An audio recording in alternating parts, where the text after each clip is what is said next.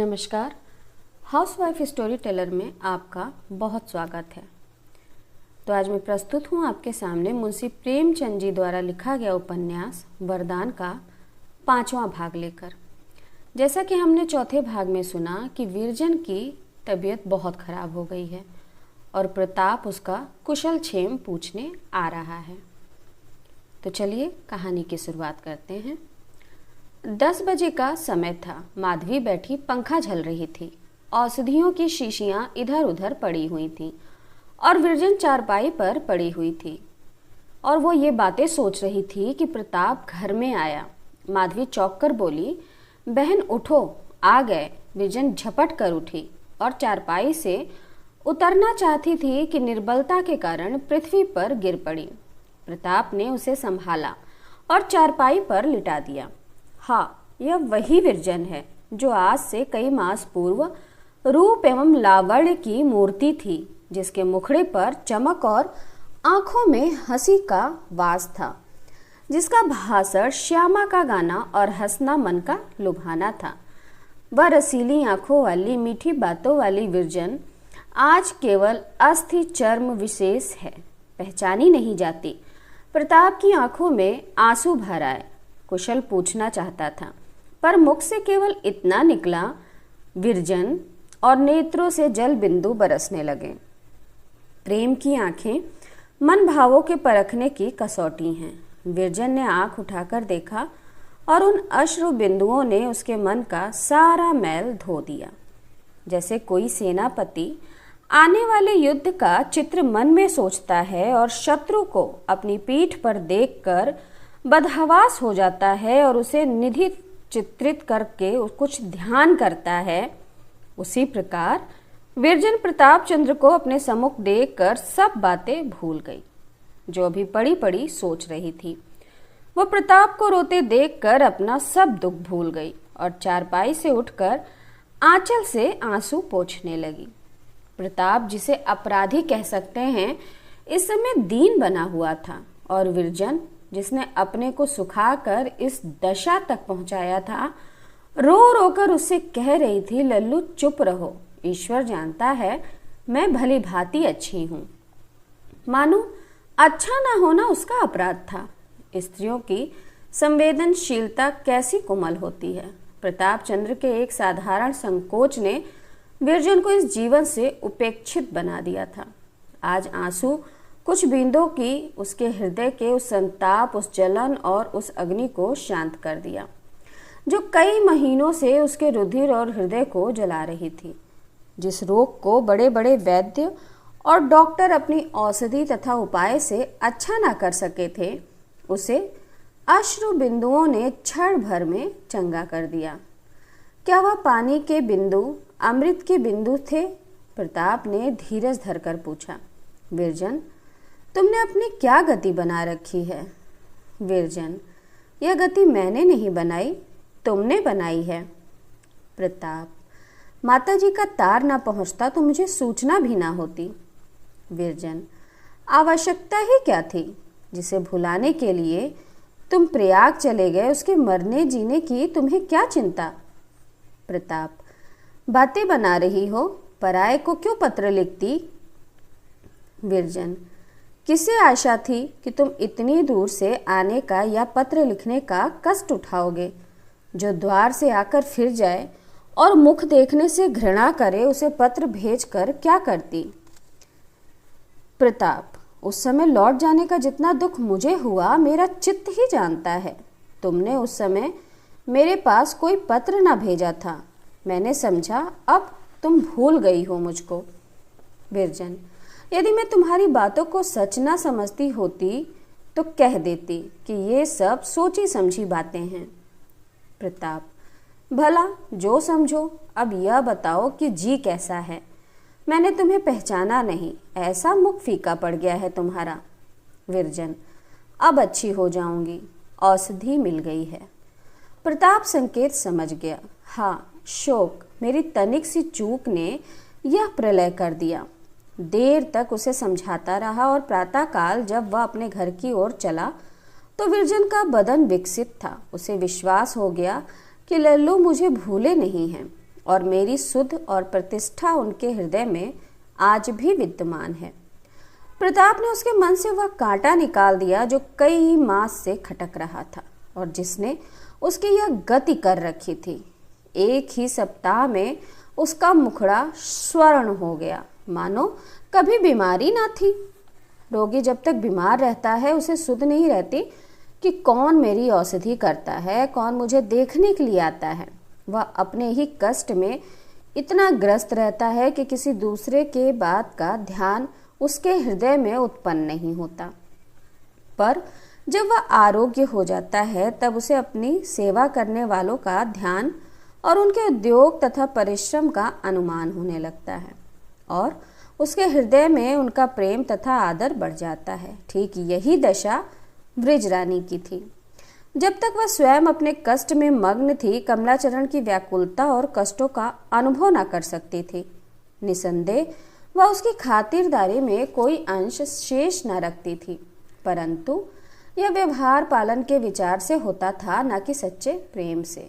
परंतु जब उसके हृदय से वह व्यथा मिट गई तो उसे कमला का परिश्रम और उद्योग स्मरण हुआ और यह चिंता हुई कि इस अपार उपकार का प्रति उत्तर क्या दूं। मेरा धर्म था सेवा सत्कार से उन्हें सुख देती, पर सुख देना कैसा, उल्टे उनके प्राण की ही गाहक हुई हूँ। वे तो ऐसे सच्चे दिल से मेरा प्रेम करें और मैं अपना कर्तव्य ही न पालन कर सकूं। ईश्वर को क्या मुंह दिखाऊंगी। सच्चे प्रेम का कमल बहुधा कृपा के भाव से खिल जाया करता है। जहाँ रूप, यौवन, संपत्ति और प्रभुता तथा स्वाभाविक सौजन्य प्रेम के बीज बोने में अकृत्य कार्य रहते हैं, वहाँ प्रायः उपकार का जादू चल जाता है। कोई हृदय ऐसा वज्र और कठोर नहीं हो सकता जो सत्य सेवा से द्रवीभूत ना हो जाए। कमला और ब्रिजरानी में दिनों दिन प्रीति बढ़ने लगी।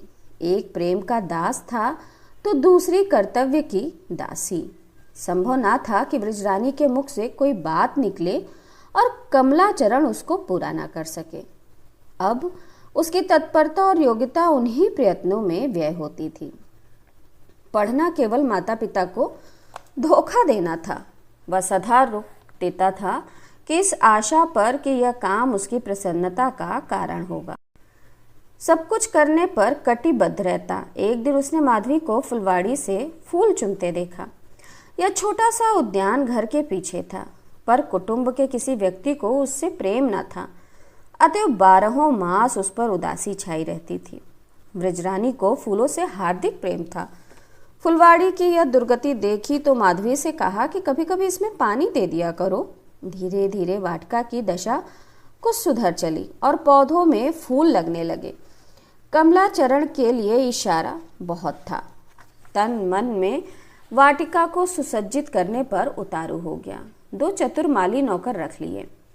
विविध प्रकार के सुंदर सुंदर पुष्प और पौधे लगाए जाने लगे। भांति भांति की घासें और पत्तियां गमलों में सजाई जाने लगी। क्यारियां और रवीशें ठीक की जाने लगी।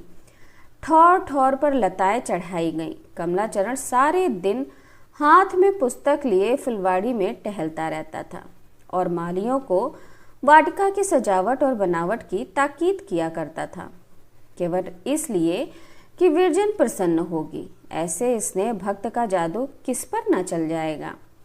एक दिन कमला ने कहा, आओ तुम्हें वाटिका की सैर कराऊं। ब्रिजरानी उसके साथ चली। चांद निकल आया था। उसके उज्जवल प्रकाश में पुष्प और पत्ते परम शोभायमान हो रहे थे। मंद मंद वायु चल रही थी। मोतियों और बेले की सुगंधी मस्तिष्क को सुरभित कर रही थी। ऐसे समय में विरजन एक रेशमी साड़ी और एक सुंदर स्लीपर पहने रवीशों में टहलती दिख पड़ी। उसके बदन का विकास फूलों को लज्जित करता था। जान पड़ता था कि फूलों की देवी है। कमलाचरण बोला, आज परिश्रम सफल हो गया। जैसे कुमकुमे में गुलाब भरा होता है, उसी प्रकार ब्रिजरानी के नैनों में प्रेम रस भरा हुआ था। वो मुस्कुराई, परंतु कुछ बोली ना। कमला, मुझ जैसा भाग्यवान मनुष्य संसार में ना होगा। विरजन, क्या मुझसे भी अधिक? कमला मतवाला हो रहा था। विरजन को प्यार से गले लगा लिया। कुछ दिनों तक प्रतिदिन का यही नियम रहा। इस बीच में मनोरंजन की नई सामग्री उपस्थित हो गई। राधाचरण ने चित्रों का एक सुंदर एल्बम विरजन के पास भेजा। इसमें कई चित्र चंद्रा के भी थे।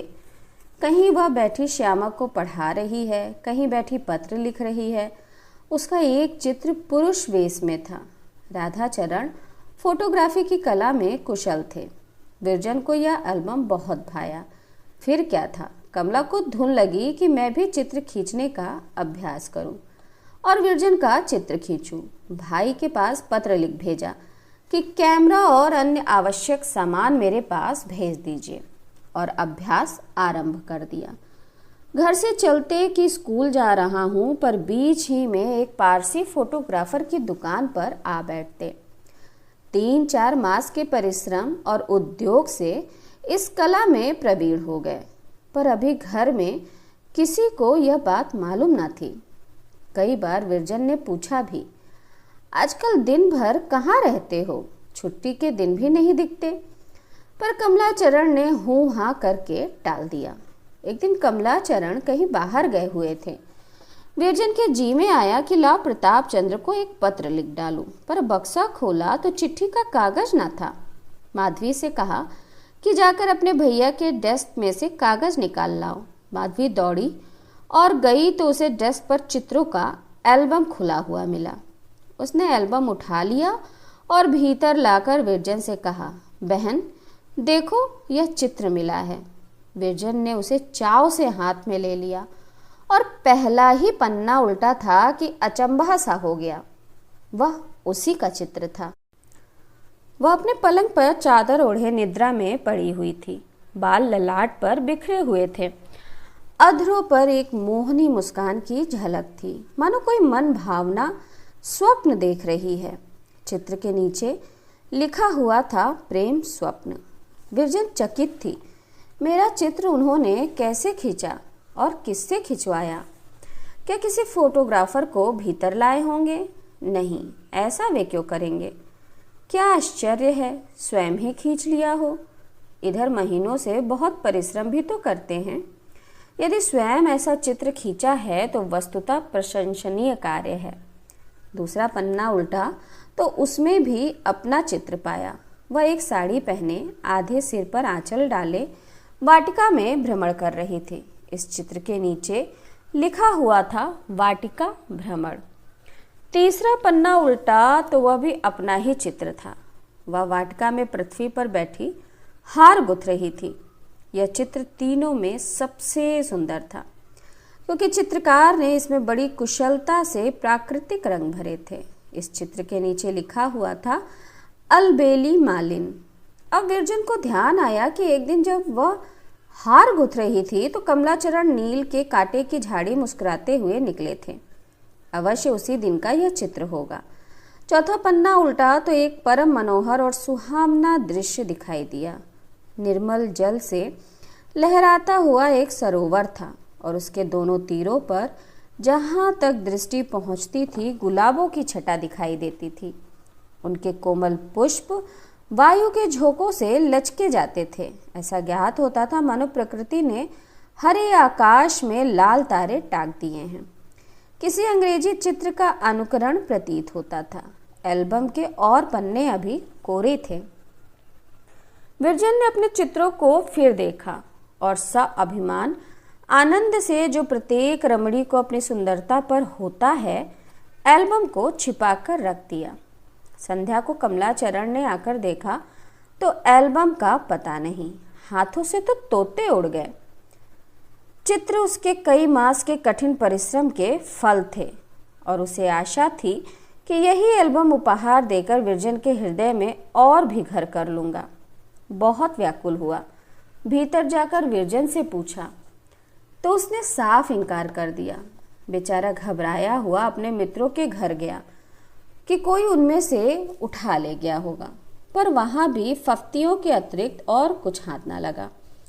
निदान जब महाशय पूरे निराश हो गए तो शाम को विरजन ने एल्बम का पता बतलाया। इसी प्रकार दिवस सानंद व्यतीत हो रहे थे।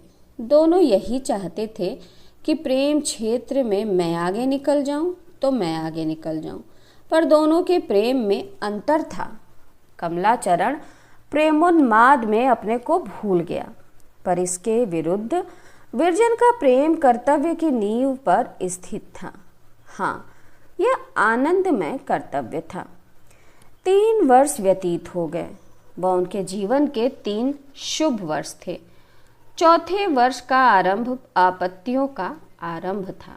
कितने ही प्राणियों को संसार की सुख सामग्रियां इस परिमाण से मिलती हैं कि उनके लिए दिन सदा होली और रात्रि सदा दिवाली रहती है, पर कितने ही ऐसे हतभाग्य जीव हैं जिनके आनंद के लिए एक बार बिजली की भांति चमक कर सदा के लिए लुप्त हो जाते हैं।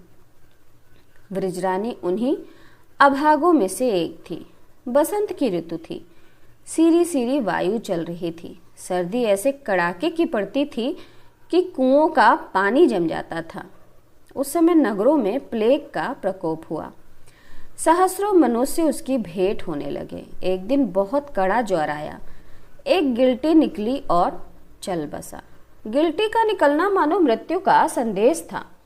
क्या वैद्य क्या डॉक्टर, किसी की कुछ न चलती थी। सैकड़ों घरों के दीपक बुझ गए। सहस्रों बालक अनाथ और सहस्रों विधवा हो गईं। जिसको जिधर गली मिली भाग निकला। प्रत्येक मनुष्य को अपनी अपनी पड़ी हुई थी। कोई किसी का सहायक और हितैषी ना था। माता पिता बच्चों को छोड़कर भागे। स्त्रियों ने पुरुषों से संबंध परित्याग किया। गलियों में, सड़कों पर, घरों में जिधर देखिए मृतकों की ढेर लगी हुई थी। दुकानें बंद हो गईं। द्वारों पर ताले बंद हो गए। चतुर्दिक धूल उड़ती थी। कठिनता से कोई जीव चलता फिरता दिखाई देता था, और यदि कोई कार्यवश घर से निकल पड़ता तो ऐसे शीघ्रता से पांव उठाता मानो मृत्यु का दूत उसका पीछा करता आ रहा है। सारी बस्ती उजड़ गई। यदि आबाद थे तो कब्रिस्तान या शमशान। चारों ओर डाकुओं की बनाई। दिन दोपहर ताले टूटते थे और सूर्य के प्रकाश में सेंधें पड़ती थीं। उस दारुण दुख का वर्णन नहीं हो सकता।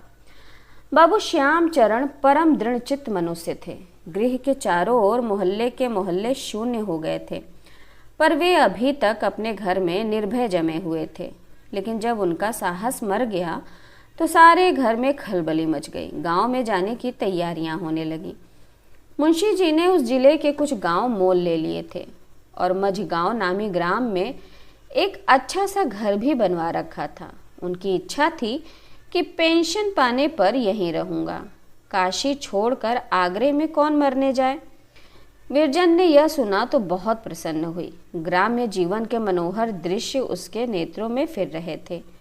हरे भरे वृक्ष और लहलहाते हुए खेत, हरिणों की क्रीड़ा और पक्षियों का कलरव, यह छटा देखने के लिए उसका चित्त लालायित हो रहा था। कमलाचरण शिकार खेलने के लिए अस्त्र शस्त्र ठीक करने लगे, पर अचानक मुंशी जी ने उसे बुलाकर कहा कि तुम प्रयाग जाने के लिए तैयार हो जाओ। प्रताप चंद्र वहां तुम्हारी सहायता करेगा। गांव में व्यर्थ समय बिताने से क्या लाभ। इतना सुनना था कि कमलाचरण की तो नानी मर गई। प्रयाग जाने से इनकार कर दिया। बहुत देर तक मुंशी जी उसे समझाते रहे, पर वह जाने के लिए राजी ना हुआ। निदान उनके इन अंतिम शब्दों ने यह निपटारा कर दिया, तुम्हारे भाग्य में विद्या लिखी ही नहीं है। मेरी मूर्खता है कि उससे लड़ता हूँ। ब्रजरानी ने जब यह बात सुनी तो उसे बहुत दुख हुआ। ब्रजरानी यद्यपि समझती थी कि कमला का ध्यान पढ़ने में नहीं लगता, पर जब तब यह अरुचि उसे बुरी न लगती थी, बल्कि कभी कभी उसका जी चाहता कि आज कमला का स्कूल ना जाना अच्छा था। उनकी प्रेम में वाणी उसके कानों का बहुत प्यारी मालूम होती थी। जब उसे यह ज्ञात हुआ कि कमला ने प्रयाग जाना अस्वीकार किया है और लाला जी बहुत समझा रहे हैं, तो उसे और भी दुख हुआ, क्योंकि उसे कुछ दिनों अकेले रहना सह था। कमला पिता को आज्ञा उल्लंघन करे यह सहना था।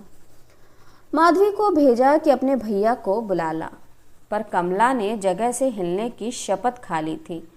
सोचता कि भीतर जाऊंगा तो वह अवश्य प्रयाग जाने के लिए कहेगी। वह क्या जाने कि यहाँ हृदय पर क्या बीत रही है।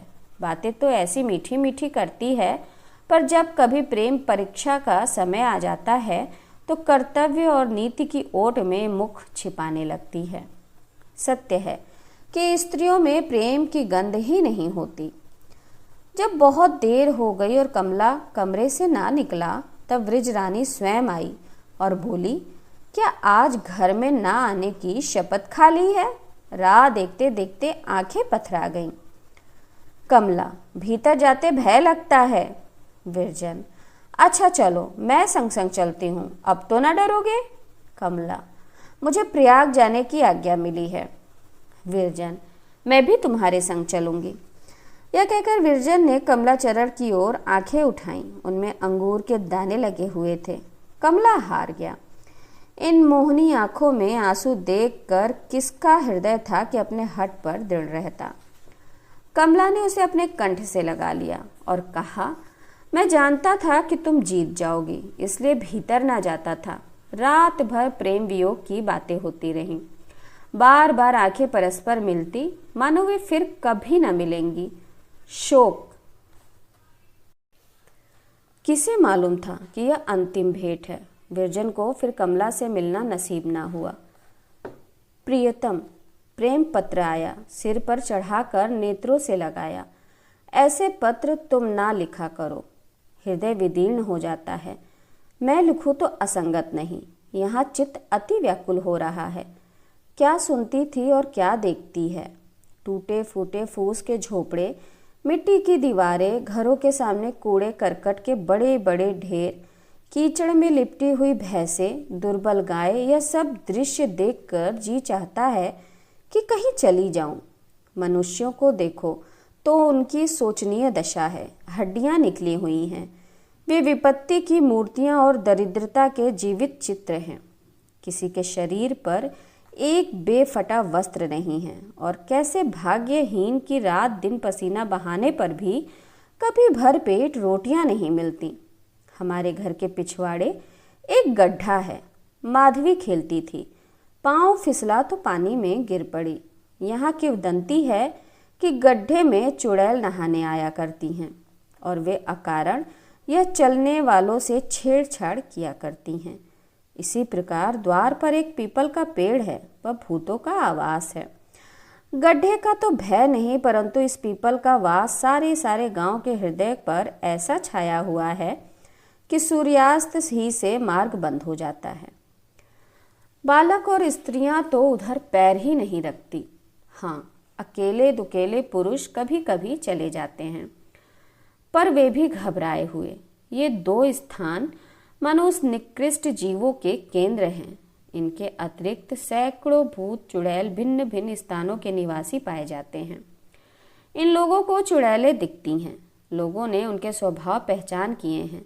किसी भूत के विषय में कहा जाता है कि वह सिर पर चढ़ता है तो महीनों नहीं उतरता और कोई 2-1 पूजा लेकर अलग हो जाता है। गांव वालों में इन विषयों पर इस प्रकार वार्तालाप होता है मानो ये प्रत्यक्ष घटना है। यहाँ तक सुना गया है कि चुड़ैल भोजन पानी मांगने भी आया करती हैं। उनकी साड़ियाँ प्रायः बगुले के पंख की भांति उज्जवल होती हैं और वे बातें कुछ कुछ नाक से करती हैं। हाँ, गहनों को प्रचार उनकी जाति में कम है। उन्हीं स्त्रियों पर उनके आक्रमण का भय रहता है जो बनाव श्रृंगार किए, रंगीन वस्त्र पहने अकेले उनकी दृष्टि में पड़ जाएं।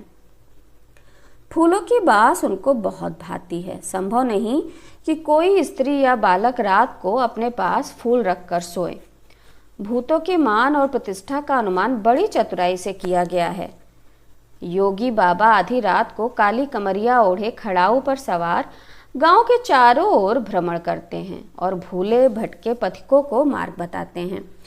साल भर में एक बार उनकी पूजा होती है।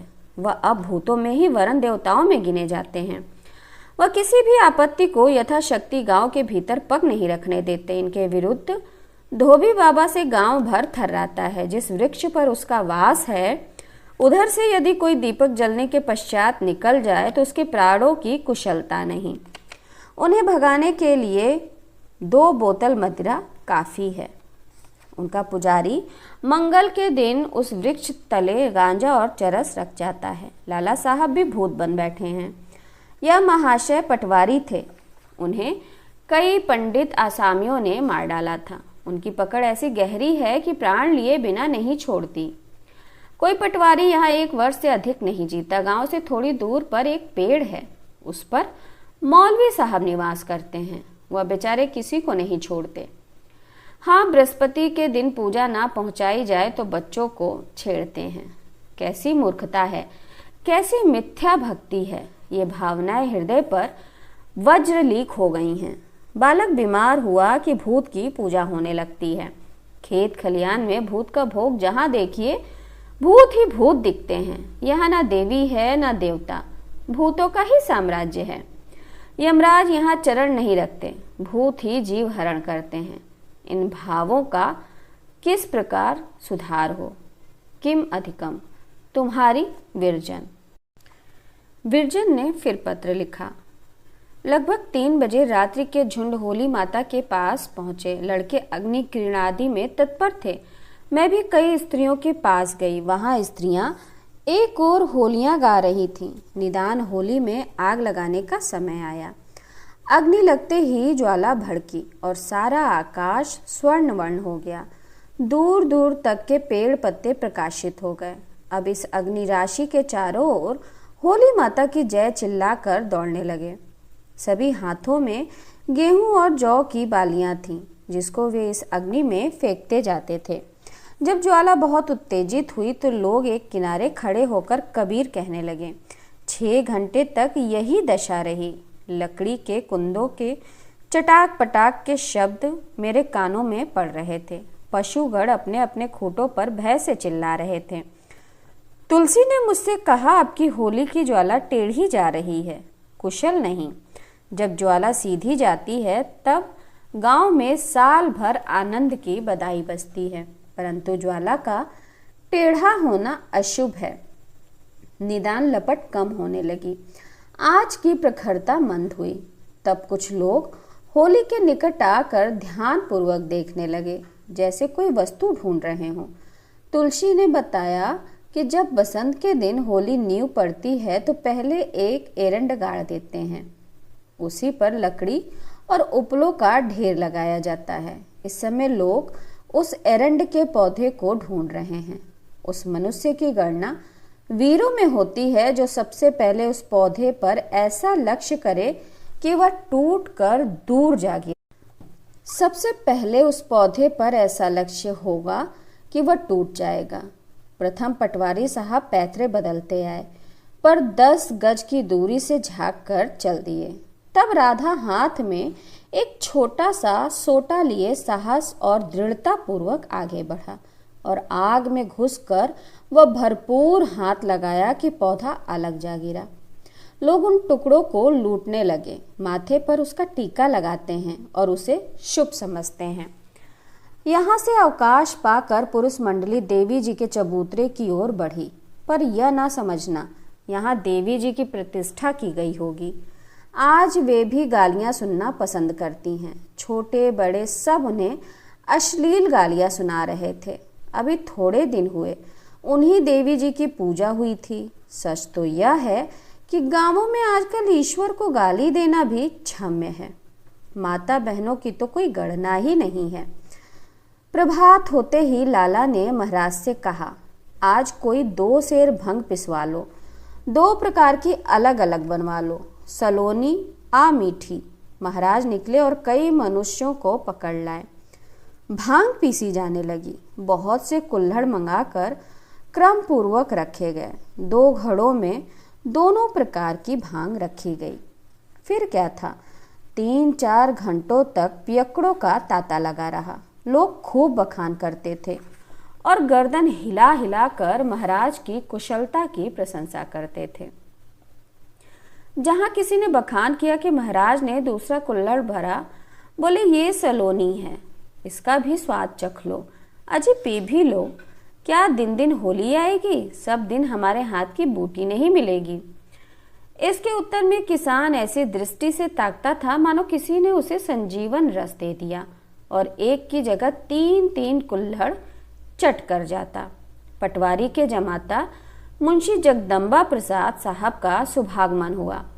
आप कचहरी में अरायजन 20 हैं। उन्हें महाराज ने इतनी पिला दी कि आपे से ही बाहर हो गए और नाचने कूदने लगे। सारा गांव उनसे पोदरी करता था। एक किसान आता है और उनकी ओर मुस्कुराकर कहता है, तुम यहाँ ठाड़ी हो, घर जाके भोजन बनाओ, हम आवत हैं। इस पर बड़े जोर की हंसी होती है। काशी भर मद में माता लट्ठा कंधे पर रखे आता और सभास्थ जनों की ओर बनावटी क्रोध से देखकर गरजता है, महाराज अच्छी बात नहीं है कि तुम हमारी नई बहुरिया से मजा लूटते हो। यह कहकर मुंशी जी को छाती से लगा लेता है। मुंशी जी बेचारे छोटे कद के मनुष्य इधर उधर फड़फड़ाते हैं, पर नक्कार खाने में तूती की आवाज कौन सुनता है। कोई उन्हें प्यार करता है, कोई गले लगाता है। दोपहर तक यही छेड़छाड़ हुई। तुलसी अभी तक बैठी हुई थी। मैंने उससे कहा, आज हमारे यहाँ तुम्हारा न्योता है, हम तुम संग खाएंगी। यह सुनते ही महाराजिन 2 थालियों में भोजन परस कर लाई।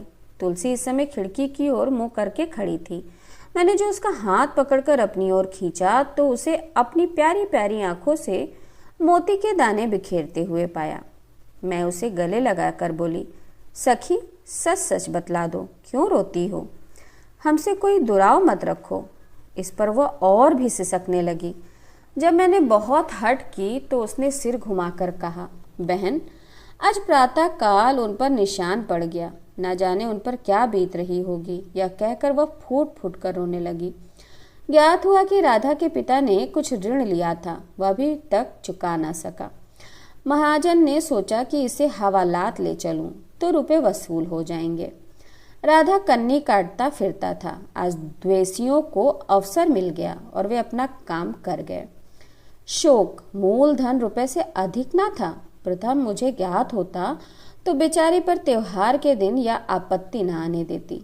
मैंने चुपके से महाराज को बुलाया और उन्हें 20 रुपए देकर राधा को छुड़ाने के लिए भेजा। उस समय मेरे द्वार पर एक टाट बिछा दिया गया था। लाला जी मध्य में कालीन पर बैठे थे। किसान लोग घुटने तक धोतियां बांधे, कोई कुर्ती पहने, कोई नग्न दे, कोई सिर पर पगड़ी बांधे और कोई नंगे सिर मुख पर अबीर लगाए, जो उनके काले वर्ण पर विशेष छटा दिख रही थी, आने लगे। जो आता लाला जी के पैरों पर थोड़ी सी अबीर रख देता। लाला जी भी अपने तस्तरी में से थोड़ी सी अबीर निकाल कर उसके माथे पर लगा देते और मुस्कुरा कर कोई दिल लगी बात कर देते थे। वह निहाल हो जाता, सादर प्रणाम करता और ऐसा प्रसन्न होकर बैठता मानो किसी रंक ने रत्न राशि पाई हो। लाला जी इन उजट देहातियों के साथ बैठकर ऐसे आनंद से वार्तालाप कर सकते हैं, ये मैंने नहीं सोचा था। इसी बीच में काशी भर आया। उसके हाथ में एक छोटी सी कटोरी थी, वह उसमें अबीर लिए हुए था। उसने अन्य लोगों की भांति लाला जी के चरणों पर अबीर नहीं रखी, किंतु बड़ी दृष्टता से मुट्ठी भर लेकर उनके मुख पर भली भांति मल दी। मैं तो डर गई, कहीं लाला जी रुष्ट ना हो जाएं, पर वह बहुत प्रसन्न हुए और स्वयं उन्होंने भी एक टीका लगाने के स्थान पर दोनों हाथों से उसके मुख पर अबीर मली। उसके साथी उसकी ओर इस दृष्टि से देखते थे कि निसंदेह तू वीर है और इस योग्य है कि हमारा नायक बने। इसी प्रकार एक एक करके 2-2.5 मनुष्य एकत्र हो गए। अचानक उन्होंने कहा, आज कहीं राधा नहीं दिखाई पड़ती, क्या बात है? संध्या समय गांव की सब स्त्रियां हमारे यहाँ खेलने आई। माताजी ने उन्हें बड़े आदर से बैठाया, रंग खेला, पान बांटा। मैं मारे भय के बाहर ना निकली। इस प्रकार छुट्टी मिली। अब मुझे ध्यान आया कि माधवी दोपहर से गायब है। मैंने सोचा था शायद गांव में होली खेलने गई हो, परंतु इन स्त्रियों के संग ना थी। तुलसी अभी तक चुपचाप खिड़की की ओर मुंह किए बैठी हुई थी। दीपक में बत्ती पड़ रही थी कि वह अकस्मात उठी, मेरे चरणों पर गिर पड़ी और फूट फूट कर रोने लगी। मैंने खिड़की की ओर झांका तो देखती हूँ कि आगे आगे महाराज, उसके पीछे राधा और सबसे पीछे रामदीन पांडे चले आ रहे हैं। गांव के बहुत से आदमी उनके संग हैं। राधा का बदन कुम्हलाया हुआ है। लाला जी ने ज्यों ही सुना कि राधा आ गया, चट बाहर निकल आए और बड़े स्नेह से उसको कंठ से लगा लिया, जैसे कोई अपने पुत्र को गले से लगाता। राधा चिल्ला चिल्ला करके चरणों में गिर पड़ा। लाला जी ने उसे भी बड़े प्रेम से उठाया। मेरी आंखों में भी उस समय आंसू ना रुक सके। गांव के बहुत से मनुष्य रो रहे थे। बड़ा करुणापूर्ण दृश्य था। लाला जी के नेत्रों से मैंने कभी आंसू निकलते ना देखे थे। वे इस समय देखे। रामदीन पांडे मस्तक झुकाए ऐसा खड़ा था मानो गौ हत्या की हो। उसने कहा, मेरे रुपए मिल गए, पर इच्छा है इनसे तुलसी के लिए एक गाय ले लूं। राधा और तुलसी दोनों अपने घर गए, परंतु थोड़ी देर में तुलसी माधवी का हाथ पकड़े हंसती हुई मरे घर आई। बोली, इनसे पूछो ये अब तक कहाँ थी? मैं कहाँ थी? दोपहर से गायब हो। माधवी, यहीं तो थी। मैं, यहाँ कहाँ थी? मैंने तो दोपहर से नहीं देखा। सच सच बता दो, मैं रुष्ट हो जाऊंगी। माधवी, तुलसी के घर तो चली गई थी। मैंने फिर पूछा, तुलसी तो यहाँ बैठी है, वहाँ अकेली क्या सोती रही तुम? तुलसी हंसकर, सोती काहे को होगी, जागती रही होगी, भोजन बनाती रही होगी, बर्तन चौका करती होगी। माधवी, हाँ, चौका बर्तन करती रही। कोई तुम्हारा नौकर लगा है ना कि चौका बर्तन करेगा? ज्ञात हुआ कि जब मैंने महाराज को राधा को छुड़ाने के लिए भेजा था, तब से माधवी तुलसी के घर भोजन बनाने में लीन थी। उसके किवाड़ खोले, यहाँ से आटा, घी, शक्कर सब ले गई, आग जलाई और पूड़ियाँ, कचौड़ियाँ, गुलगुले और मीठे समोसे सब बनाए। उसने सोचा था कि मैं यह सब बताकर चुपके से चली जाऊंगी। जब राधा और तुलसी जाएंगे तो विस्मित होंगे कि कौन बना गया। पर स्यात विलंब अधिक हो गया और अपराधी पकड़ लिया गया। देखा कैसी सुशीला बाला है। अब विदा होती हूँ, अपराध क्षमा करना, तुम्हारी चेरी हूँ, जैसे रखोगे वैसे रहूंगी। या अबीर और गुलाल भेजती हूँ, यह तुम्हारी दासी का उपहार है। तुम्हें हमारी शपथ, मिथ्या सभ्यता के उमंग में आकर इसे फेंक ना देना, नहीं तो मेरा हृदय दुखी होगा। तुम्हारी विरजन। विरजन ने फिर पत्र लिखा, प्यारे, तुम्हारे पत्र ने बहुत रुलाया, अब नहीं रहा जाता, मुझे बुला लो, एक बार देख कर चली जाऊंगी। सच बताओ, यदि मैं तुम्हारे यहाँ आ जाऊं तो हंसी तो ना उड़ाओगे? ना जाने मैं क्या समझूं क्या ना समझूं, मुझे कुछ समझ में नहीं आ रहा। कल चारपाई पर पड़ी थी, भोर हो गया, शीतल मंद पवन चल रही थी। कई स्त्रियां गाने का शब्द सुनाई पड़ रहा था। स्त्रियां अनाज का खेत काटने जा रही थीं। झांक कर देखा तो 10-10, 12-12 स्त्रियों का एक एक गोल था। दोपहर तक बड़ी कुशलता रही। अचानक आकाश मेघ से आच्छ्रित हो गए। आंधी आ गई और ओले गिरने लगे। सब इधर उधर घूमने लगे। बकरियां घूमने, गाय घूमने लगी। सब इधर उधर तलाश में जुट गए एक छांव के। अब तो मई का मास भी बीत गया, क्यों अभी छुट्टी नहीं हुई? रात दिन तुम्हारे आने की प्रतीक्षा है। नगर में बीमारी कम हो गई है, हम लोग बहुत शीघ्र यहाँ से चले जाएंगे। शोक, तुम इस गांव की सैर न कर सकोगी। तुम्हारी विरजन। प्रताप चंद्र को प्रयाग कॉलेज में पढ़ते 3 साल हो चुके थे। इतने काल में उसने अपने सहपाठियों और गुरुजनों की दृष्टि में विशेष प्रतिष्ठा प्राप्त कर ली थी। कॉलेज के जीवन का कोई ऐसा अंग ना था जहां उनकी प्रतिभा ना प्रदर्शित हुई हो। प्रोफेसर उस पर अभिमान करते और छात्रगण उसे अपना नेता समझते हैं। जिस प्रकार क्रीड़ा क्षेत्र में उसका हस्तलाघव प्रशंसनीय था, उसी प्रकार व्याख्यान भवन में उसकी योग्यता और सूक्ष्मदर्शिता प्रमाणित थी। नगर के साधारण सभ्य जन, कॉलेज के प्रोफेसर और छात्रगण सब उसके सभासद थे। कमलाचरण जिस समय प्रयाग पहुंचा, प्रताप चंद्र ने उसका बड़ा आदर किया। समय ने उसके चित्त के द्वेष की ज्वाला शांत कर दी थी। जिस समय वह विरजन की बीमारी का समाचार पाकर बनारस पहुंचा था और उससे भेंट होते ही विरजन की दशा सुधर चली थी, उसी समय प्रताप चंद्र को विश्वास हो गया था कि कमलाचरण ने उसके हृदय में वह स्थान नहीं पाया है जो मेरे लिए सुरक्षित है। यह विचार द्वेषाग्नि को शांत करने के लिए काफी था।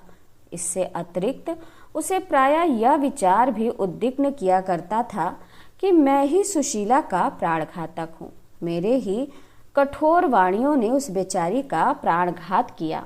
और उसी समय से, जबकि सुशीला ने मरते समय रो रो कर उससे अपने अपराधों की क्षमा मांगी थी, प्रताप ने मन में ठान लिया था कि अवसर मिलेगा तो मैं इस पाप का प्रायश्चित अवश्य करूंगा। कमलाचरण का आदर सत्कार तथा शिक्षा सुधार में उसे किसी अंश में प्रायश्चित को पूर्ण करने का अपूर्व अवसर प्राप्त हुआ। वह उससे इस प्रकार व्यवहार रखता जैसे छोटा भाई, और ऐसी सुगमता से शिक्षक का कर्तव्य पालन करता कि शिक्षा एक रोचक कथा का रूप धारण कर लेती। परंतु प्रताप चंद्र के इन प्रयत्नों के होते हुए भी कमलाचरण का जी यहाँ बहुत घबराता। सारे छात्रावास में उसके स्वभावानुकूल एक मनुष्य भी ना था जिससे वह अपने मन का दुख कहता। वह प्रताप से निसंकोच रहते हुए भी चित्त की बहुत सी बातें ना कहता था। जब निर्जनता से जी अधिक घबराता तो विरजन को कोसने लगता कि मेरे सिर पर यह सब आपत्तियां उसी की लादी हुई हैं। तो आज यहीं तक। कल इस उपन्यास का अगला भाग लेकर मैं फिर आपके सामने प्रस्तुत होंगी। आप लोगों से विशेष अनुरोध कि मेरे चैनल को लाइक करिए, शेयर करिए, सब्सक्राइब करिए। नमस्ते।